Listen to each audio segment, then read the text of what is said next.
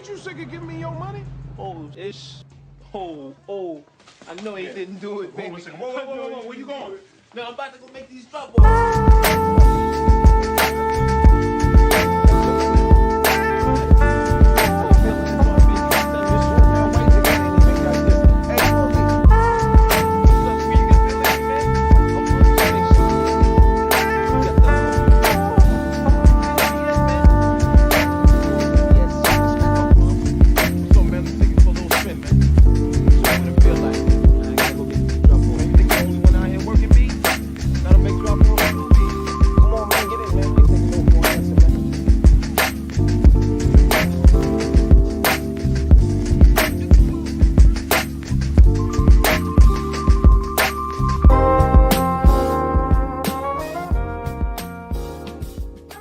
What's going on, y'all? Bradley DLO Thomas. I am a marketing professional by day in the biotechnology industry. I am an MC producer by passion. Let me pass the microphone.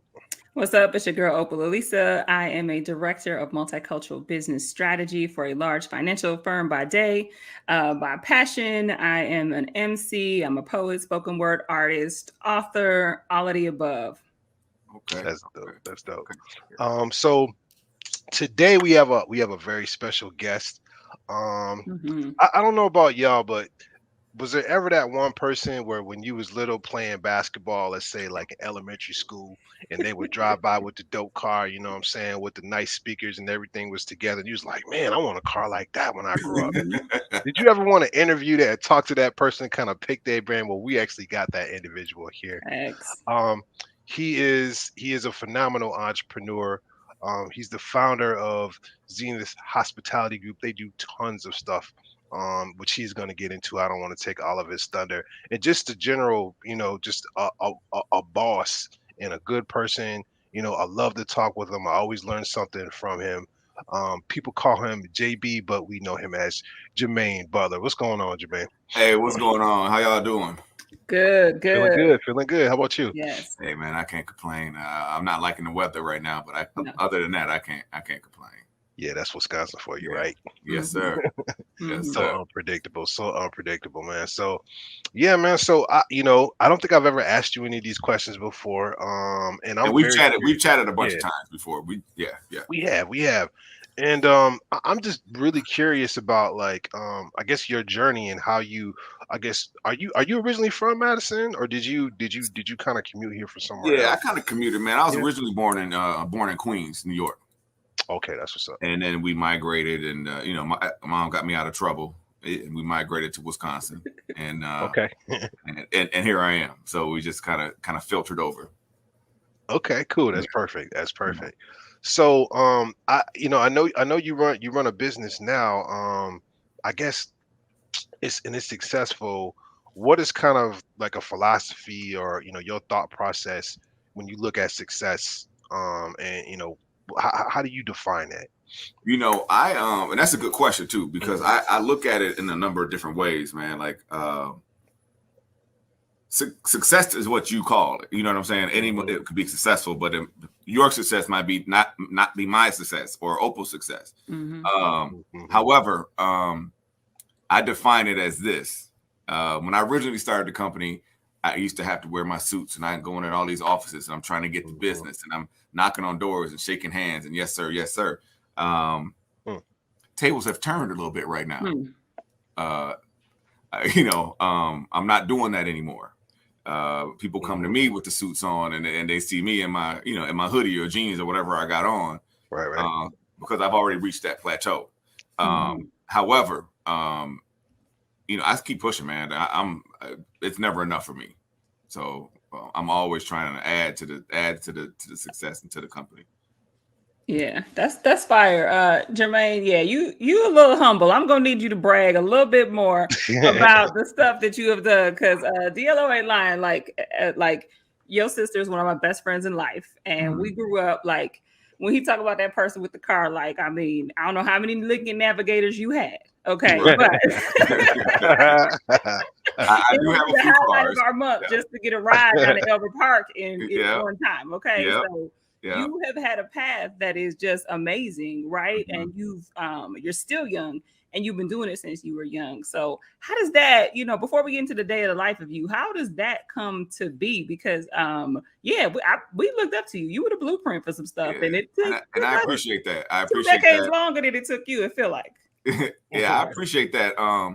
And I've heard that before from other people, people that stop in looking for jobs, and they're like, "Oh, my dad or my mom," and I'm like, "Oh, damn, I'm that old now, right?"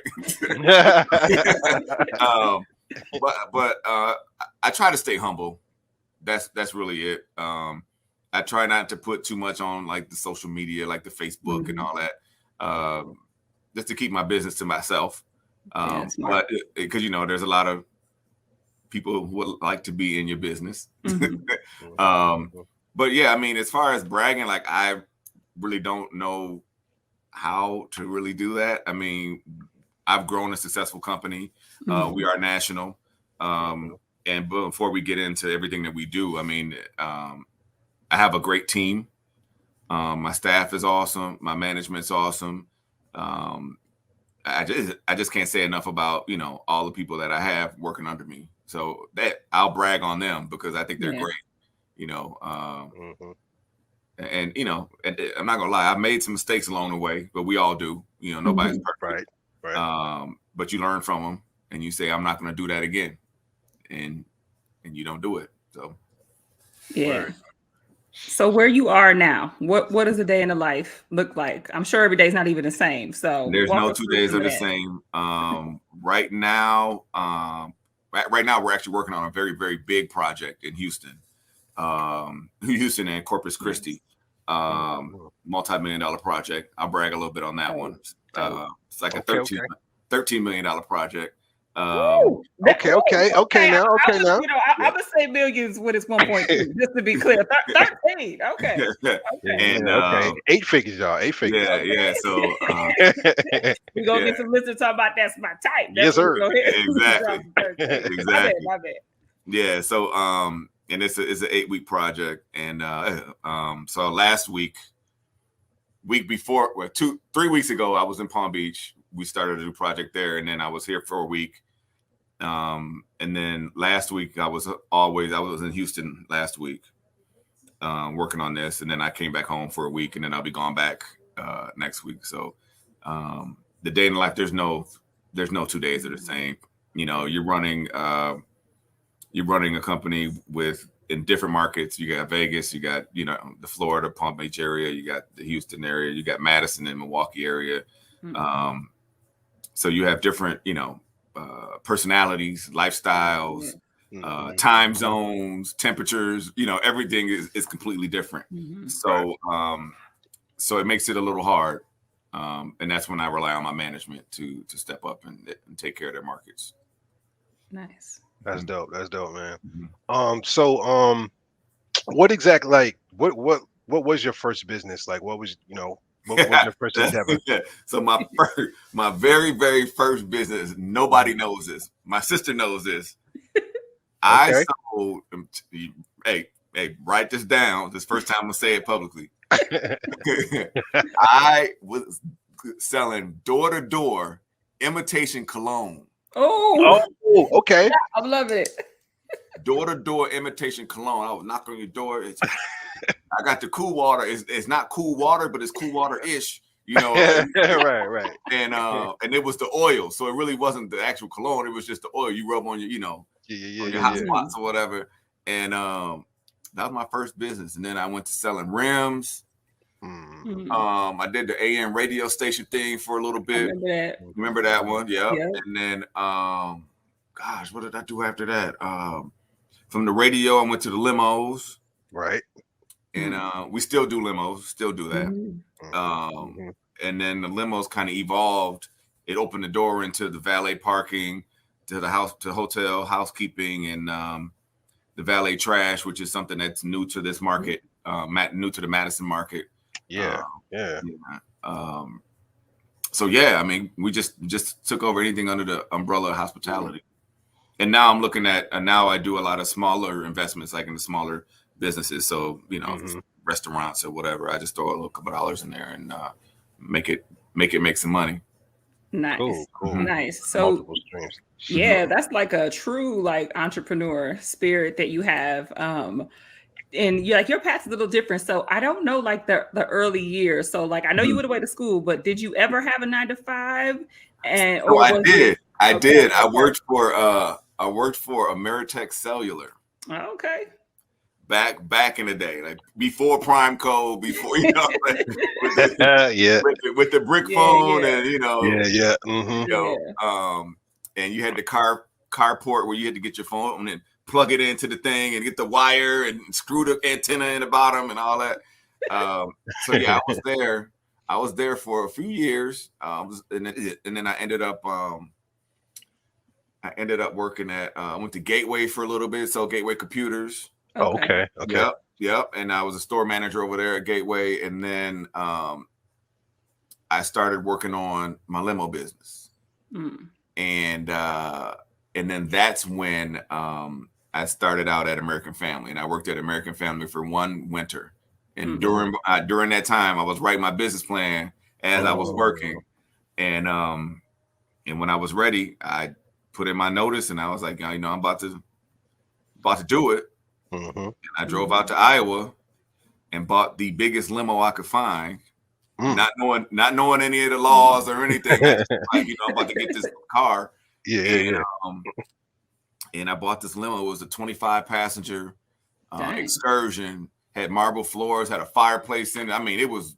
Damn, that's nice. It was it. Okay. And first time ever driving something like that. So I drove it back to Madison, and I was living in a little apartment over here on the west side, and it was alternate parking because it was winter. So every morning I get up and drive the thing down, turn around, and come back. But that's what you got. That's the grind. You know what I mean? You got to make it happen, and I stuck with it, and it just kind of evolved into where everything is right now. Yeah, that's dope. That's like a common theme that we hear, that like there's going to be two things you said. One, that there's going to be a time in your life where you're doing both. Right. And for you, it could have been a winter. For some other folks, it's 5 years. Right. And then just that other piece of a leap of faith. Right. You say you didn't know the laws. You went out to Iowa and you bought this thing. So that's huge. And that's a theme, regardless of industry, that we've heard from folks. So just because it looks sweet, no quick fix. You there's put in that work. And there's still a lot of headache, especially being a person of color. The state of Wisconsin is always on your back, and they are. I mean, the state is always popping up. We're here to do an audit, and I'm like, So I just log into my computer. I'm like, hey man, have fun. I'll see you later. And I just leave. That's what's up. Yeah. But yeah, I mean, it's always something, man. It's always something. So cool. Yeah, I forgot to mention too, for all of our listeners out there, definitely grab you a notebook. So as our people come in here, they're always dropping jewels. You never know what you're gonna learn. So I find that when you write things down, it sticks into the mind a lot better. So that's just a quick note for all the jewels that he's dropping right now. So from your 9 to 5 until you ran a business, what was that process like? Where you were just kind of like stacking bread? You noticed you mentioned a business plan as well, which I kind of want to ask you about too, like how you learn how to put that together. But what was that kind of that transition process from you going to working at these corporate positions and going and making your own corporation? I followed the corporate rules. I still made it a 9 to 5. It was just my 9 to 5. Right. And even today, if I'm in Madison, I can easily work from home. But I get myself up, get dressed, showered, ate my breakfast, and I leave. Just like I was going to anybody else's job, I'm going to my job. Yeah. Just happens to be mine instead of someone else's. And the hustle's hard. I mean, a lot of people say, JB, you got it, man. You lucky. I want to be like you. Well, here's the thing. Here's the thing. And I'm going to repeat this to something that my dad said to me one day, and it's kind of stuck with me. He said, if you want to be like me, then there's no need for me. You know what I'm saying? Yeah, if I say, Brad, I want to be like you, then ain't no need for Brad. That's true. You know what I'm saying? Right. And that kind of stuck with me. So you don't want to be like nobody else. Yeah. so that's what stuck with me. Yeah. That's dope, man. Did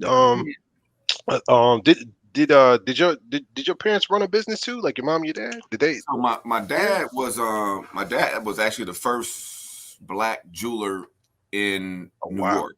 Oh, that's awesome. Yeah. And then my mom worked on Wall Street for a little bit, and she was the director for the State Investment Board here in Madison. Trader Investment Board, and then my mom and her sisters opened up a gift shop for a little bit. Southside. Yeah. What they call sisters? Yeah, like sisters gift shop or sisters. They made our basketball sweatshirts. Correct. They made our team sweatshirts. Yeah. Correct. Well, actually, I made your team sweatshirt. Oh, okay. Well, they held up well. It's still somewhere. I can't fit it, but it's somewhere. Yeah. But so I mean, as far as any businesses, that's probably the only one that I can remember that I know of that had happened. But yeah, other than that, like I think that that's all I could think of growing up, and I just always knew that I had the drive for something. Like I lived in an apartment, and I had a couple of roommates, and actually Chuck, Corey's brother, was one of my roommates. Oh, okay. Yeah, we lived together for maybe 2-3 years, man. Chuck's a really good friend of mine, man. Love Chuck, Charles Whitmore, and I was hustling. I went to the office. I said, hey, I tell you what, I will wash all the windows in the complex for no rent. Okay. Boom. It took me a couple 3 days, a week. I'm cleaning windows and I'm done. That covered my rent. And then now I can still go and do whatever I got to do to grow my own stuff. Right. And then it evolved into cleaning apartments when people moved out, and then I started making some money. So it's always that you got to think like a couple steps ahead of someone else. You know what I mean? And I've done it all, man. I done clean stuff you want to know about.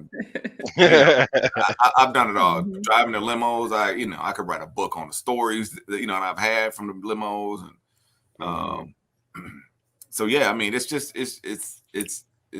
good to know that I'm able to tell these stories. Yeah, and you should. I hope a book is in your future, because we'll definitely check that out. Yeah, I actually I just started talking with someone about a month ago about writing something. So nice. Oh, that's dope. Very, very dope. Very dope. So you talk about folks, and we're all connected on here too. So you often hear that your network is your net worth. Can you talk about how has that shown up in your life, and how does that So I'm going to tell you this. Another story. So the week we opened in Vegas, I met a guy, and he said, let's go golfing. I've never golfed a day in my life. So I said, okay, I'm down. Let's go. So you got to play it off. Right? Yeah. I've been doing this. So I go to the golf shop, and I buy everything: the hat, the shirt, the pants, shoes. I look the game, but I know the game. And we get out on the course. He's like, you see that guy over there? He's worth $22 million. You see this guy? So I said, okay, this is my circle, right? You hang out with 100-aires, you're going to be 100-aire. Facts. You know what I'm saying? I want to be more than that. So I started hanging out with the golfers. Next thing you know, we ended up with the contract at the Link Casino and Hotel on the Strip. So again, you put yourself in that environment, you're gonna learn, and then you're gonna ear hustle a little bit and see what's out there. So that's how we ended up with some of those deals.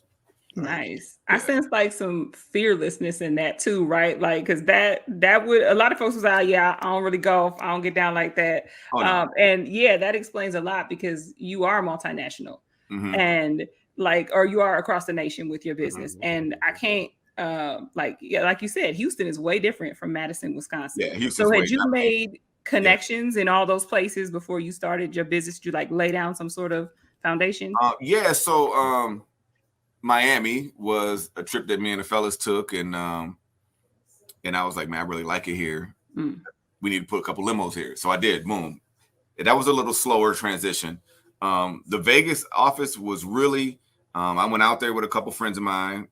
You guys know them all, but I won't name drop.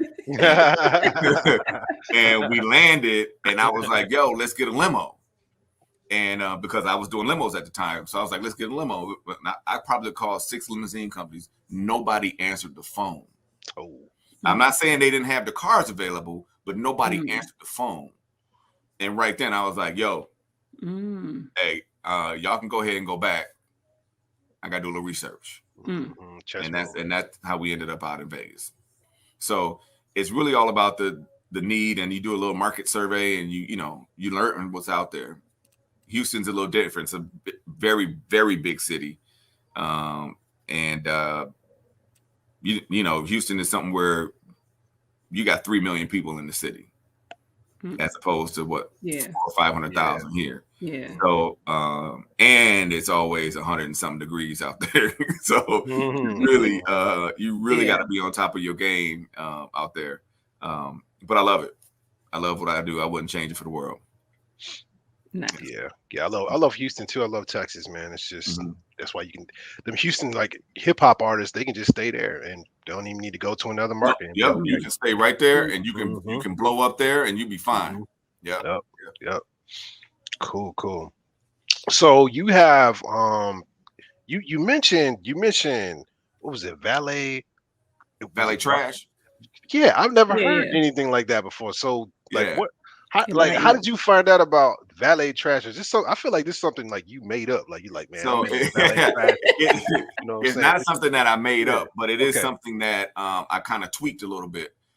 So in my apartment in Houston, they have a service, and you basically take your trash can and you set it outside your door in the hallway, and then at night somebody comes through and picks it up. Well, I kind of upscaled it a little bit where we use an actual container. I thought I had one around here. We use an actual, I issue like a 13-gallon trash can to each unit. And so they set the whole can outside. So now it looks uniform. And of course, my logo, my brand is on the can. Nice. So, Right. So at the same time, you're also branding everyone's apartment. They're seeing this logo every day. They wake up, they see the logo, every day. So that's what happens. And then we come through between 8 p.m. and 12 p.m. and empty the trash and take it down and clean it up. Yeah. That's nice. Yeah. That's dope, man. We need that around here. That's really nice. A lot of places need it. And, the biggest part of my my struggle in Wisconsin is I have to educate my client and then sell my client at the same time. A lot of markets, like if I'm selling valet parking, they already know about valet. Yeah. Sure. Yeah. In Wisconsin, and especially in Madison, we're the only valet company. Simple as that. We're the first ones here. There might be one new one here, but I think they're not local. I think they're from I don't know where they're from. But as far as that goes, like we're the only ones here. So we kind of got the market locked down. Nice. You talked in there like about your branding, and I'm looking at you now. You got your beautiful signage back there. You got your jacket is Zenith. Right. What role and how did that come about for you for your marketing and understanding that you need to put your name out there several times for folks to get it? Well, the thing with the company is, it's Zenith. People always think it's the TV. The old school. Yeah, for sure. But as you see, I took the Z off and I stretched out the H. I don't know if you can see it. The H is stretched out a little more on the logo. So, it's just pounded in people's heads. You just pound it in. And that's my only way of branding. I don't, like I said before, I like to do the guerrilla marketing. The old school T-shirts, flyers, I'm not with the social media commercials and ads and all that stuff. It just it doesn't work for my style of business. Sure. If I had an actual product or inventory or something I was selling, it'd be different. But we are a service provider, so it's really hard to sell. I can't sell my services to a bunch of 18-year-olds. You know what I mean? That's Right. not my market. So we do a lot of, like I said, we do a lot of the more guerrilla marketing style. Yeah. And you build a lot of trust in the community too. I won't shut them out, but I know a lot of businesses that I've seen you working with. Did that just come over time? Was there any strategy tips you can share in that with us, from especially being someone local? Did you sell the local angle? Was it hard to not be someone coming from somewhere else? Yeah, it's tough, and it's not really selling the local aspect. It's more about just getting in there and letting them know what you can do. There's a lot of companies. Yeah, you're right. I work with a lot of companies in the city. And I just started thinking about it while you said that. I'm like, yeah, I really do. I never really, you never really look at it until you look at the big picture, and then you start putting your pins on the map. And now I can see like where we are. It's really about the trust. You're right. It's about the trust. We're definitely a trustworthy company, and you can always reach me. That's one thing I like to have. You can always reach me direct, and a lot of people have my direct number too. Opal, you got my direct number. Brad, you got my direct number. Like you can, if you need me for anything, you can get me on the horn, and I will respond. I always respond. I do feel like, obviously the skin color is a hurdle in this area. Yep. Sure. And you got to play the game, but the only color that matters to them is green, and the only color that matters to me is green. So that's what we got in common. You know what I'm saying? Yeah, I'm not here to point fingers, and but I do try to give back to the community by hiring a lot of us. Nice. And most of the time it doesn't work out well, but let's keep it real now. Most of the time they end up getting replaced. But I'm not gonna stop that mission. I love that. Because I remember being in those shoes, being looking for my first job, or trying to make a couple dollars to do X, Y, and Z. And the problem we have right now with our community is a lot of these kids are able to make quick money. And they don't understand how to make money and wait for that check. So that's something that our generation, we understood. We had to go make this money. Back then it was only 2 weeks. Like there was no option of some jobs pay every week, some jobs pay 2 weeks. Back when we was growing up, 2 weeks. And you had to wait 4 weeks for your first check. Yes, yes, you did. Yes, yeah. You had to wait 4 weeks for your first check. And you weren't gonna get it till like the afternoon of that Friday. Correct. And had to go to the bank. Correct. If you had an account. Yeah. You had to physically take your check. Yes. To the bank. And so with that being said, I made sure for my company that we pay every Friday. Nice. There's a 1 week wait, so you don't have to wait to 2-3 weeks. Direct deposit is mandatory. Nice. Nice. Mandatory, so that because we have people across the country. If we mail a check, your paycheck might not get there to Tuesday. Right. You know what I'm saying? So it's mandatory direct deposit. If you don't have a bank account, we issue you a bank account here with a bank card, with a debit card, a Visa debit card, and everything. Oh, that's beautiful. Man, that's love. Yeah. So things that we learned growing up that we didn't like, I'm in a position to make those changes. I love that. That's amazing, because so many of us are underbanked or unbanked, right? And then that means somebody's getting way too much of your check when you have to take it to a check cashing place or something like that. You are doing a lot in that, right? You're increasing the financial literacy. Not only are you hiring us, but you're doing all these additional things, and then understanding that our economic stability is not, we look at the graphs. Black folks are at the bottom. We are the least economically stable, right? And regardless of income, we're the least stable. So being smart in the way that paying folks every week and understanding it, like that's something that I'm always saying, like big corporations are going to have to get with that too. They have to. They've got to. They got to get with it because the weekly pay structure, I feel is a little bit easier on the business, on the financial strain portion too. I mean, I'd rather have a 1 week payroll than have 2 weeks of payroll coming out the bank account. I'd rather have the 1 week. That's a big hit. But yeah, you're right. I mean, I'm in a position to make changes, so I do what I can. And that's love. That's love. So out of all the businesses that you do under your hospitality group, which one is your favorite one? Because I know you do the valet parking management, valet trash, hotel housekeeping, travel services, and much more. Which one is your personal favorite? So my personal favorite, and it is not even listed on there. When I first started my company, we would have uniforms, and we would have to go. I would have to order these uniforms, these valet jackets, and winter coats. Everything was branded with everything's branded with the company name on it, and banners and decals, and for the limos, windows, stickers, and all that stuff.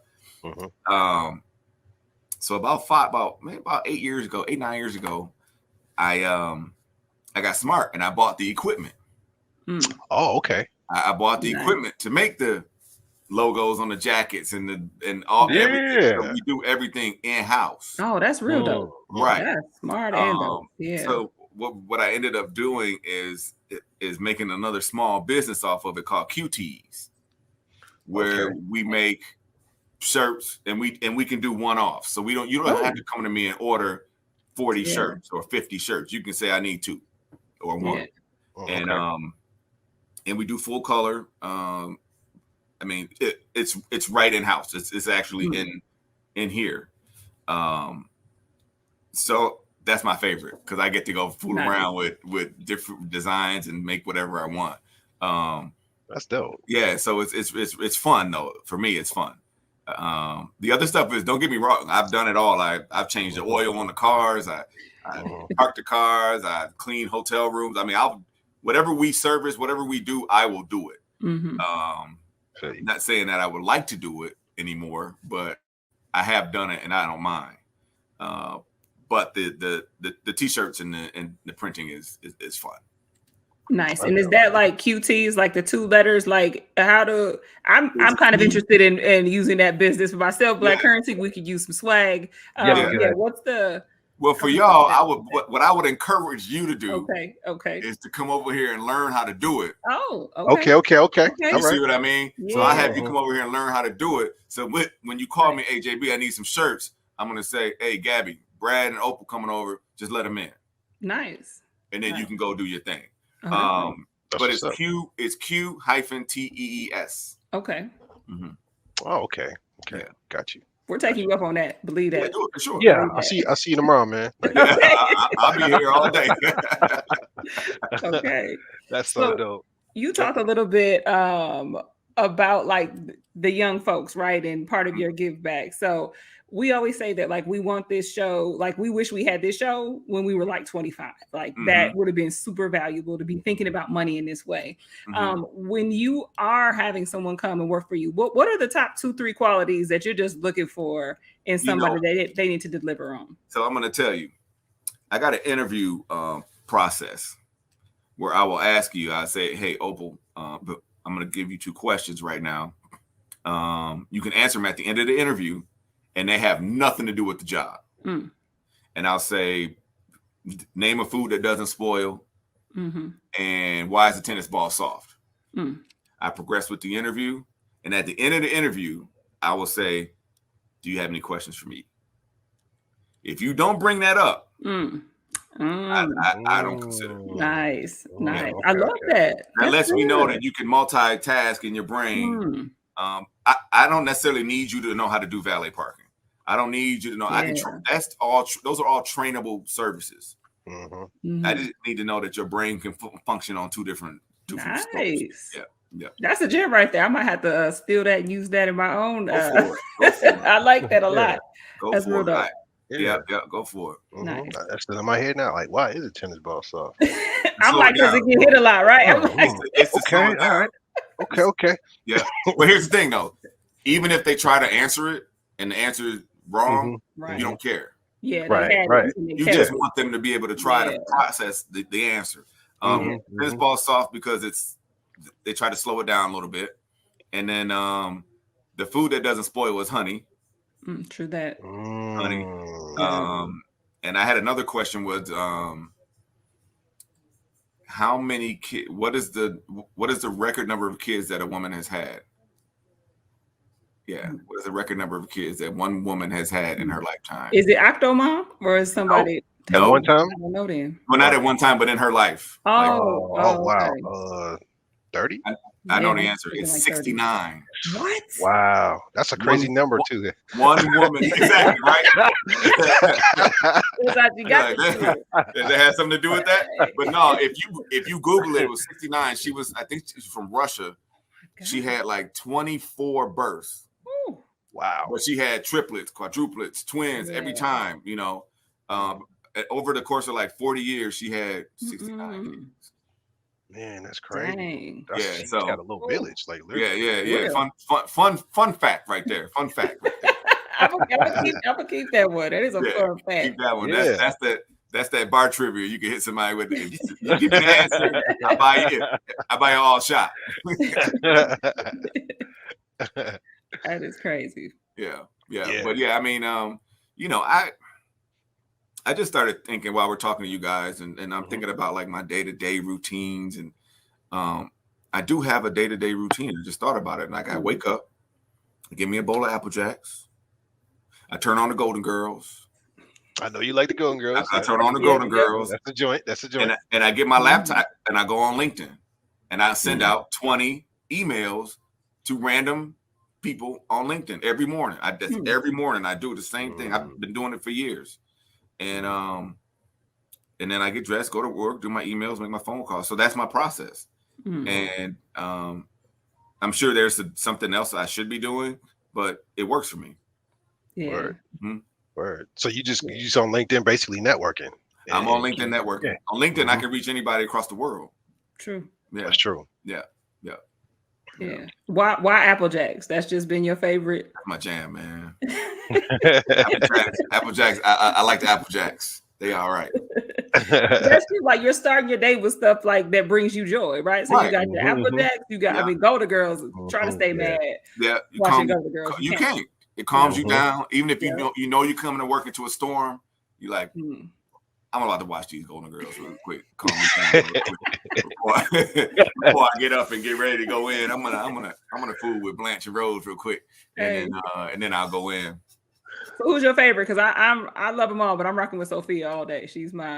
Sophia's my favorite, but I feel like Rose kind of brings everybody together. If Rose wasn't on that show, I don't think it would be that great. No, you can remove everyone else, but Rose is like the one. Yeah. I wouldn't know nothing about St. Olaf. Right. Without Rose. No, nobody would know anything about St. Olaf. No. Repping the Midwest, she's right. Midwest. Right. Yeah. That's a great and show. You do have business in Miami now. I mean, some things, unconsciously. There's the connection. There's the connection. Yeah. So you're in multiple markets. Is there one that is like your favorite that you really like to, you enjoy building? Palm Beach is my favorite. I can tell you right now, this is actually not public knowledge, but I'm moving my Houston apartment to Palm Beach. Probably within the next 3 months or so. I'm gonna pick up and move everything there to Palm Beach.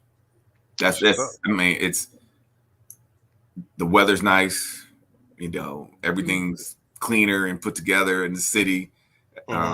Traffic's not jammed up every 2 miles.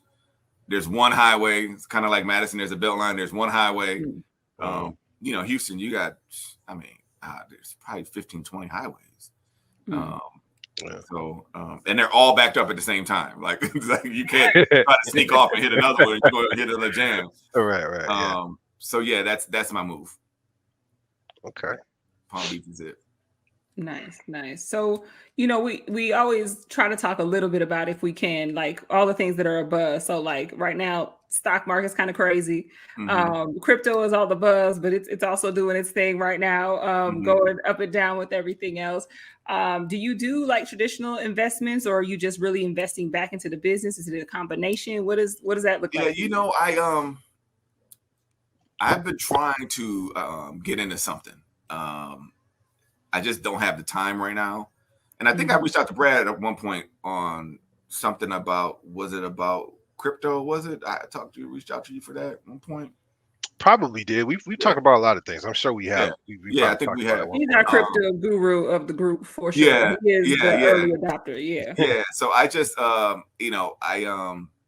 of the things I'm skeptical of. I'm not gonna lie. There's been some things presented to me in the past, and I'm just like, I don't know, bro.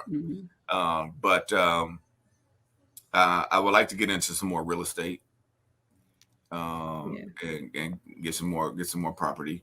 But as far as anything else, I mean, that's probably where I am. Small businesses here and there, trying to grow my own company. That's pretty much it. Nice. That's awesome. Would you? I think I know the answer to this, but would you ever do a 9-to-5 again? Or so funny you should say that.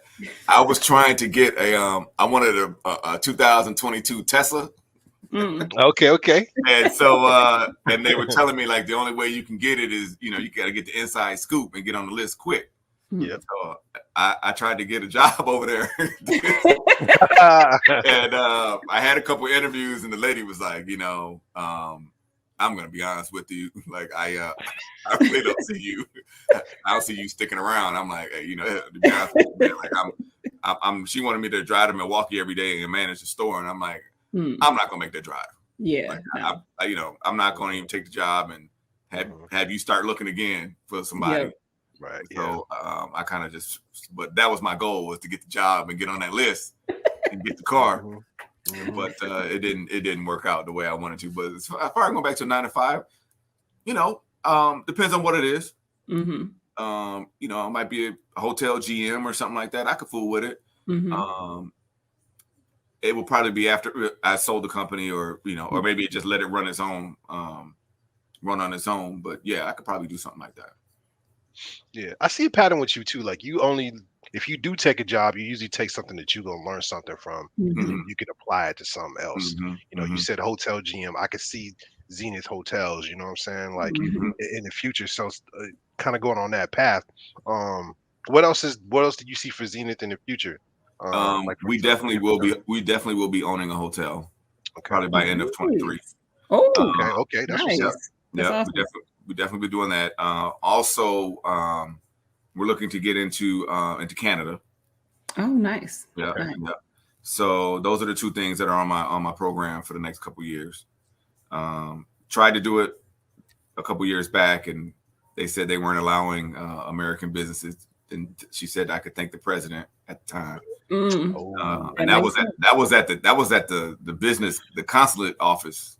Oh wow! He said you can thank your president. And I was like, well, he ain't my president, right? Right. And then I ended up making these shirts that says, "All I know is he ain't my president." Nice. Right. Right. So because I had the ability to do it here, so I made these shirts that said that. But yeah, so that's the goal. Is to get into Canada and to get into one of these hotels, buy somebody out, or I won't build one, but I'll be able to buy one out soon. Nice. That's dope, man. Congratulations awesome. on that, man. I'll definitely book me some rooms and kick it. Yeah, book some rooms. Yeah, absolutely. Yeah, that's awesome. So one of the things that I always think about a lot, because I'm a parent, you're a parent as well, we're all parents on here, is legacy, right? So no matter how good and great you get working for someone else, I don't care if you're the CEO, you can't pass that down to your children, right? Be it the knowledge of building it, be it the actual thing and asset itself. Do you involve your kids in your work? Are you teaching them some of that stuff? Do they have any desire? I would love to. However, my kids are they're on their own path right now. And I don't know if you guys know, my son's a skater. Yep. He's damn good at it. Yeah. That's his path. And I let him go down his path until he's ready. My daughter's the same. She's doing her makeup thing, and that's her path. But they do know that when they're ready, they have a place here. Right. And it will be definitely handed down to them. Yeah, absolutely. That's awesome. Yeah, that's beautiful, man. Generational businesses, man. Like, yeah, you have to. You have to. Man. You have to. Yeah, you have to. I mean, it just makes sense. There's no need in having them trying to crack the code. Right. You know what I mean? I already got the secret sauce, so right. You know, you gotta keep it going. There's no need to try to reinvent it. So. Yeah, that's a generational wealth, which we're so far behind as a people. I mean, exactly the same thing as in Palm Beach. Like you go to Palm Beach, you see $30 million houses. You see somebody coming out who's 28, 30 years old. You know good and well. Right. Right. Yeah. Right. Right. You know good and well. Right. Yeah. You ain't buy that house. No. Right. You know what I'm saying? So you start looking at stuff like that and putting me in that environment, it's gonna push me. Right. And like I said before, you hang out with 100 there, you're gonna be 100 there. You know, I want to bump up my status, so I'm gonna move my whole home into that area and try to become a little bit more financially sufficient. Absolutely. Yeah, man. Yeah. Who are some of the people in your life that you would say are really your big, like your top 3 inspirations that you would say to this day? You know, number one, I'll say my mom. My mom and my sister, I'll put them as one. My mom and sister, I mean, that's pretty much all I had growing up. And I always run everything by them. You know, my sister and my mom, they give me the great advice. 90% of the time, they're always opposites, so it doesn't help. One of them will say, "Oh, you should do it blue," and the other will say, "No, do it white." I'm like, "Well, y'all not helping me." But I respect their decisions always. And a lot of times it's tough, and it's just like you know, it's tough. It's just like I said before, when people say, "Oh, JB, I want to be like you." Well, no, you don't. Like, I still work for somebody. I work for my staff, right? Like, they need to get paid. Yeah. So I got to hustle to collect these checks from my vendors so I can pay my staff. So my job is really never done. Like, if I close a contract, that's great. It's a great deal. It could be a $50 million deal. But if I don't collect that check, it don't mean nothing. Right. It means nothing to me. Like, that just means that I'm in the hole now because I got to pay these cats, and I never collected my money from the vendor. So, you know, although everything looks great on the outside, like, I'm still hustling. Like, I'm still working. I'm working for my staff. Yeah. Yeah. But my mom and my sister definitely. I definitely like Denzel Washington's another one. My favorites, man. I definitely follow his journey, and it seems like everything that comes out of his mouth is like so proficient. Like, it's just perfect, right? Everything that comes out. So I definitely respect him as a man, as a father, as an actor. He's definitely the one. You know, probably a few months ago, I would have said Will Smith. Okay. But fair enough. I'm still Team Will. You know, I'm still Team Will too. And I'm gonna, you know, and I know I'm getting off topic real quick. But It's all good. It's all good. I'm gonna say this: Will Smith did what every man in that audience said they would have done. Facts. And let me explain to you. True. If Brad, if you was with your wife and somebody on stage was talking smack about her, you would call me up like, JB, man, I wish I went up there and slapped her. You know what I'm saying? Yeah. Yeah, you know what I'm saying? JB, man, I wish JB, if I could, I'd have went up there and slapped shit out of her. Will just did it. He did it. Yep. He did exactly what was on his mind. He did it. However, I do feel somebody was pushing his buttons on the side of him. He just did it. He protected his family. Yeah, so I respect him for that, man. And I just think it was bad timing. He should have just waited, went backstage. You Will Smith, you can get it. You can got in any door in that building. You Will Smith. Yeah. Chris is. I personally feel like Chris Rock is a little dude, man. Like, if it was somebody else like on that stage, I don't know if that would have went down like that. I don't think so either. Actually, I know it wouldn't. I know it wouldn't. But I also think that Chris Rock took that slap for a whole lot of other people. I think I feel like that's true. That's true. That's true. Some built up shit from some other people. Real. Even his wife, he probably wanted to slap his wife. I'm just gonna go up here and slap Chris real quick. Right. Everybody know I ain't no punk. No. Right. So I do. I Will Smith is one of my favorites too, man. I mean, I can't knock him. He just made a bad decision, and we all do. That's the thing. Yeah, like, that's a fact. Nobody's perfect, man. Nobody's perfect. He's Will Smith. Like he's a man. He's a father. He's a black man. He's a husband. Yeah. He's all that. So everybody will learn from that. Thanks. And we as black folks are under a microscope, anyways. And you think about how much he has not gotten in trouble for decades, right? He's not done anything people did like, and he don't even curse in his raps. Right. Right. He's like damn near perfect. Right. But I say that too, like from the female angle. Like I saw some, folks online saying, "Oh, I'm sure Jada was embarrassed." I'm like, Will got the best loving of his life that night because as a woman too, like you might have said, "Okay, that probably wasn't a great business decision," but no, you're gonna be like, you know what? After 27 years, he's still defending my honor and he's protected us. Nah, Will Smith really and he opened a lot of eyes too. He made sure people know I'm Will Smith. I ain't no punk. Yep. Right. You know what I'm saying? I might be King Richard on the movie. I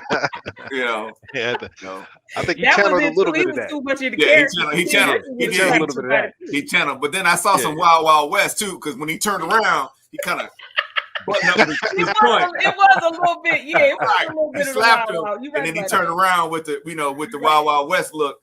And buttoned up his joint. That's why we thought it was staged at first. Yeah. It was too professional. It was just like slap and then like, all right. You know what I'm saying? But Chris Rock got a chin on him though too. He took that slap. He took that like a G. He took that like a G. No lie. He did. I don't know if Will Smith wouldn't have made it off stage though. Yeah. Oh, it wouldn't have been as a peaceful exchange like that. No doubt. That's hilarious, man. So yeah, man. Are there any books like that's like are your top, couple books? Of I've been I read Michelle Obama's Becoming. Loved it. Right now I'm on Barack's. That Barack's is like war. Man, that's a long book. I'm going like, bro, like you gotta do something, man. But there's another book that I have at the house that I usually breeze through. It's a quote book, and that's where I put my quotes up. When I used to put my quotes online, I would get them out of this book, and it's written by Kenneth Cole. It's called Awareness by Kenneth Cole, and it just has a lot of awareness quotes in there, and kind of gives you a little bit of different perspective on a lot of things. So. Nice, I love it. So the awareness in the sense of like EQ and like self-awareness. Self-awareness. Yeah. Nice. Okay. Yeah. Very cool. Sounds fresh. Yeah, I mean that's pretty much it, man. I mean, after having this exchange with you guys, I started to think about the company, and it's from the inside looking out, I don't look at it as grand as it really is. And right now I'm looking at it, and there's really a lot of moving pieces, a lot of moving parts, in the company. I mean, there's over 100 staff. Dang. I have, but I don't manage all of them. Right. I just manage their managers. Right. You know what I'm saying? Right. So I only have 5 that report to me, and then they can break down their team into like 3 or 4 supervisors or 2 supervisors, and then they can manage it how they want, but they report to me, the 5. And I feel like that's always easier to manage instead of trying to, because you don't want to have 100 and some people calling your phone every day. No, man. No. You know, it's not fun. But yeah, I'm looking at the company now, and it's looking pretty good. We're at zero debt. Oh, that's amazing. That's lovely. Yeah, That's we're at lovely. zero debt. Nice. We are in a position to, to do whatever we want. And if I wanted to walk away today, I could, and I'd be fine. But why not keep growing? So, Right. Yeah. Absolutely. Right. You've definitely created a name, an excellent reputation, and you've got staying power, which is huge. And to have, again, expanded beyond your first market is incredible. So you should. Yeah, I know you are very humble, and you are, like you said, you'll do any of the jobs. But yeah, you gotta. Some of the best advice I was ever given is sometimes take a breath and enjoy and appreciate and look back on all you've accomplished. Ride the wave. But back to the first question that you guys said, we were talking about cars. I still have a nice little collection of vehicles. And I'm always gonna be a car guy, and I love them to death. Yeah. So yeah, that's something that I do pride myself on, is the cars for sure. Nice. So what's your favorite car then? My favorite car is probably I got a Maserati. Okay. SUV Maserati. It's in Houston. Nice. I was gonna say I ain't seen that one up here, because anything like that we would have noticed. That one's in Houston. And I'm shipping it to Palm Beach. Nice. I do have a Maybach, a white Maybach. Oh, sweet. And that's here. That's here in Madison. Nice. That's my daily driver, actually. And then I have the Jaguar, which is a candy apple red 2-door Jag. And then my classic Buick. I know Opal probably remembers that one, the old school. With the yeah. That's the summertime coming down, McKenna. I remember that. Yeah. But that bad boy get too hot when the sun is out. My dome, I want the top up, but I need the air on his head. So, but yeah, those are my favorites, and I just love my cars. My cars. So, that's probably my pride and joy out of the business is being able to buy whatever wheels I want. That's dope, man. Yeah. So I'm gonna ask you one question just popped into my mind. I remember we've had many conversations, and in your business you sometimes run across celebrities. So were there any celebrities that you've kind of met and actually kind of made a little relationship with? Like, let me tell you this. So I would say probably about 5, maybe about 7, 8. No, it's probably longer than that. Anyway, Bill Cosby. What? Hey, I'm gonna tell you, Bill Cosby, and I call him Billy. I got his phone number still. I'm sure it's not the same. It's not the same. Okay. But Bill Cosby will come. He come to Madison every other year and do a show. I remember that. Overture Center. Yeah. I was the one picking him up at the airport. I pull up next to his plane, pick him up. He walk out. He get in the car. He sit in the front seat, fool with the radio, and I'd be like, Billy, what are you doing? You don't mess with a black man radio. And we just right? And it was every time. Yeah. And this is my first time telling this public story. So get this.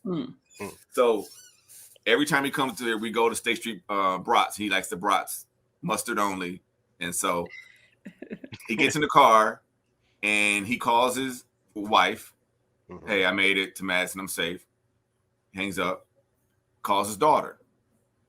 It's all on the Bluetooth, right? Because he automatically connected because he's been in the car before. Right. Calls his wife. His daughter. He's like, yeah, I'll let you know I made it. How are you doing, Dad? He said, I'm good. She's like, how you really doing? He's like, I'm good. Well, that woman is back again. And so, wow. So, my right. Okay. So I just keep driving. He's like, all right, I'm gonna call my publicist. So he called his publicist. I'm glad you called. What do you want me to do? Blah blah. He says, whatever you do, don't pay her because I ain't do it. Oh. And I'm on East Watch. At this point, I'm on East Watch, right? I'm like, all right, it ain't none of my business. Right. So we get to State Street brats, and we sitting there eating our brat outside. Nobody knew who he is. They probably thought he was my granddad or something. Mm-hmm. And so I'm like, Billy, we got to talk about the elephant in the room, man. Well, he says, well, Mr. Jermaine, he calls Mr. Jermaine, tell you something. Every time I go to make a major purchase, there's a woman that shows up and says I did these things to her. He said last week I signed a deal to buy NBC. Damn. Now, check this shit out. This is no bullshit. Last week I signed a deal to buy NBC. He said, I can't tell you if I had sex with this woman or not, but I know I didn't take it. And he said she makes these claims about these drugs, me giving her drugs. He was like, it was the 70s. If she was doing drugs, I was doing them too. Like this. Right. Yeah, you're right. Straight up. And he said back then I was Denzel. That's right. That's a fact. Right. So I'm like, okay, man. I'm like, you don't have to explain this to me, man. I just wanted to know. We get to the Overture Center, we pull up, and there's a whole bunch of people out there. They want signatures. He says, Mr. Jermaine, go pick 2 people. I said, you want to just pick 2? He said, either you pick 2 or you sign my name on everybody's stuff. Right. So I got out the car. I was like, you and you, come here. So he signed. He went to upstairs. And I said, he had on like a sweatshirt and some sweatpants. And I said, are you gonna change for the show? He said they didn't pay for a suit. Oh. They paid for Bill Cosby. He said if they wanted a suit, it's gonna cost them more. I said, okay. I'm learning. I'm picking up the knowledge, right? I'm like, okay, yeah, for sure. He went on stage, and his whole set was about me picking him up and driving him all the way to the thing. Them people applauded, stood up. I mean, it was crazy how he put it together. So he basically freestyled the show. The whole show. That's amazing. Wow. He talked about the lady. He talked about the phone call. He talked about me and him at State Street Brothers. And I'm backstage. I'm like, yeah. So afterwards, we getting ready to leave, and they hand him like a briefcase, like a briefcase with money, like something you see in the movies, right? Yeah. Oh yeah, some bullshit. And so I'm like, are we taking this? He was like, oh yeah, we taking it. The money's in there. And I was like, is it cash? He's like, yeah, it's cash. What? And I was like, man, I'm like, you don't have no security? He said, I never had security. He said, I never had security. And he took the cash. I took him back to his plane. It said Billy on the side. He got in and flew up. Wow. That's amazing. 2 days later, 2 days later, it hits the news. Bill Cosby accused of all this stuff, blah, blah, blah, blah, blah. It was that woman, the older one with they kind of look like a man, kind of. Yeah. It was her. And then a little bit after that, it was like 30 women. Then I'm like 60 women. I'm like, dog, come on, man. Like, I was on your side for a minute, bro. Right. It's getting out of hand now, right? Right. Everybody can't be lying. Yeah, right, man. Right. So, but he also said that the woman wanted to be an actress, and and he was like trying to mentor her, but nobody was hiring her. So he paid her way through college. He said, and I heard this first before the accusations. So I'm kind of biased now. I'm Team Billy. You know what I'm saying? Yep. I got on a Hillman shirt. Let the record show. Right. A different world is why I went to college. I'm Team Billy. But yeah, that story just in my eyes, he Dr. Huxtable. Can't do no wrong. Same. For real. Yeah. Same. For real. Like he was like that whole show it just made me feel so much better about myself, and like that one and the other one too with the other one with Different World? With Urkel. Oh, Family Matters. Family Matters, yeah. Family Matters, the one the episode with the drug dealer. Remember the episode with the drug dealer came by the house? And no, I'm not talking about him. I'm not talking about that one. I'm talking about Rock. Remember Rock? Oh yeah. Remember the Trash Man? Remember? Oh yeah, with the bald head Rock. Yeah, I used to like the theme song for that one too. Yeah, that was dope. And then the episode with the drug dealer, he was like, "You will not be on my block selling drugs. You know, I was like, oh, that was deep, man. I was like, yeah, you can't do that shit now, dog. You get your head blown off. But yeah, that's that old school. Yeah.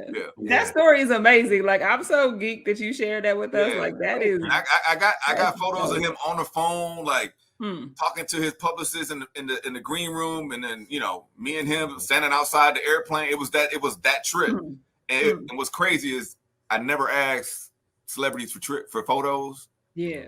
And that particular time, he was like, "Get out, take a photo with me." Nice. And then this happened, right? So I'm like, you can't even, right? Yeah. Oh, that's amazing, man. Yeah. Well, hey, man, thank you. Yo, thank you for sharing that story. Now we got like a Black Currency Podcast exclusive. Yes, it is exclusive. Yeah. You got the exclusive. You got the exclusive for sure. Straight from you. But yeah, man, thank you for doing this. I really appreciate your time. I you know what I'm saying? Like I wish I could talk to you for a whole nother hour. But yeah, I really appreciate you coming on the show and dropping all the jewels. Let me pull up your website for people who need professional services around the United States, Canada soon. MyZenithGroup.com. For our listeners who are trying to get in touch with Black Currency Podcast, we are on IG at Black Currency Podcast. You can find us on the YouTube channel Radio 22 and the website for myradio22.com/Black Currency Podcast. So yeah. So I'll see you guys tomorrow, man. I'm telling you, I'll pull up. We covered to get some of that for that QTs for sure. Pull up. Bring your own shirts though. Okay, cool. Bring your own. Unless you need, I only got black and white T-shirts. If you need something different than that, you got to bring your own shirts. Okay, we definitely take you up on that offer for sure. But yeah, thank you so much. You are excellence. Your entire family is Black excellence. So thank you for just blessing us with these gems and coming up on here. Yeah, you are dope. I appreciate that. Thank you very much. Thank you. All right, we'll see you later. I'm gonna go find me something to eat while I watch this game. All right. Peace. All right, I'll talk to you. Ain't you sick of giving me your money? I know he didn't do it, baby. Whoa, where you going? No, I'm about to go make these drop balls.